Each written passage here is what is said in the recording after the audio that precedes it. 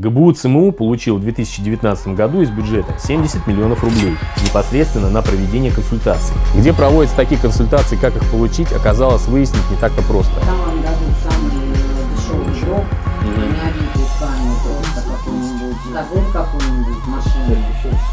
Все. Это будет бесплатно? Да. Помощь сотрудника будет бесплатна полностью?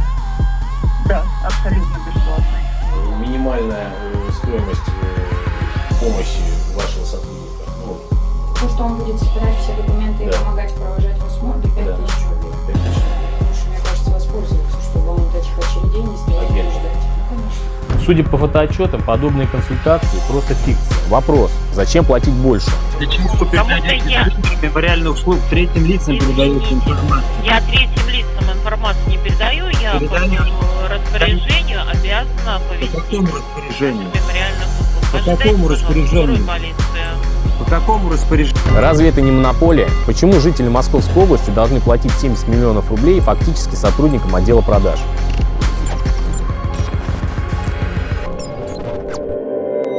Приветствую. Тема похорон затабуирована в нашем обществе. Никто не готов не то чтобы разбираться в данном вопросе, а даже думать об этом не хочет. Оказалось, что правительство Московской области приняло решение о необходимости проведения консультаций в вопросах похоронного дела, вести просветительскую деятельность, так сказать. Возложили эти обязательства на ГБУ Центр мемориальных услуг, который был создан для, далее цитата из постановления, информационного и консультационного обеспечения населения Московской области по вопросам погребения и похоронной деятельности. Так вот, ГБУ ЦМУ получил в 2019 году из бюджета 70 миллионов рублей непосредственно на проведение консультаций. Где проводятся такие консультации, как их получить, оказалось выяснить не так-то просто. Мы решили позвонить по указанному на сайте ГБУ ЦМУ номеру. Оператор предложил нам обратиться в Красногорское отделение, которое располагается неподалеку от предложенного на сайте компании центрального офиса. Туда-то мы и отправились. Наш территориальный офис в Красногорске находится по адресу Карбушева, 4. Называется государственное бюджетное учреждение Центра мемориальных услуг. Все хорошо, спасибо большое. Во время посещения мне рассказали, что произвести захоронение по гарантийному перечню бесплатно можно, но не попрощаться в прощальном зале, не установить оградку или памятник, не дозахоронить близкого человека туда будет просто невозможно. Там вам дадут самый дешевый гроб, не обитый тканью, просто какой-нибудь деревянный. Да, расскажите про это просто, что там, вот, если бесплатно полностью. Обитый шелком, просвечивающим, козырь какую-нибудь, машину, все. И захоранивают. И захоранивают сами. Это будет бесплатно. Да. Мы не сможете потом принести цветочки, да, вы не сможете поставить ограду, вы не сможете поставить памятник, вы не сможете туда кого-то предохранить. Предложили взять компенсацию от государства в размере около 5000 рублей и приходить к ним и делать уже достойные похороны со средним чеком в 40-50 тысяч рублей. Уж это они могут организовать. На каждом предприятии практически люди подписывают трудовой договор прописывается. Если что-то случается с близкими родственниками, они либо выплачивают, либо дают какую-то компенсацию. Мы решили проверить, системный ли это подход, и отправились в отделение ЦМУ в Химки. О нем, кстати, на сайте не сказано ни слова. В телеграм-канале он имеет вот такое вот описание. Основная задача специалистов, осуществляющих прием граждан, бесплатное консультирование в сфере погребения и похоронного дела. Мы отправились за консультацией. Здрасте, консультацию хотел бы получить. Когда человек умирает дома, приезжает наша перевозка государственная. С ней приезжает сотрудник от нас же. И вам все организовывает. Там есть разные варианты. Либо вы сами собираете все документы, либо он вам предлагает свою услугу, и полностью вы встречаетесь только в день похорон. Если сами собираем, то там большой какой-то список? Там надо съездить в морг 2 раза. Первый раз получить справку, второй раз потрясти вещи. Если сразу возьмут, то хорошо. Потом вы едете в ЗАГС, потом кладбище либо крематорий, что у вас будет.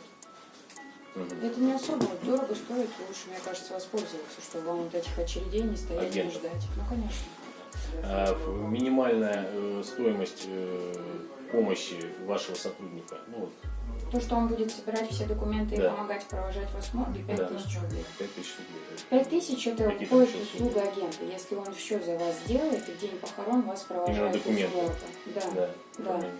Оформление документов. Помимо полноценной 10-минутной консультации и предложением по вариациям захоронений, мы получили предложение о ведении документации во время похорон за 5000 рублей. Можем даже назначить государственного сотрудника, который поможет вам во всех,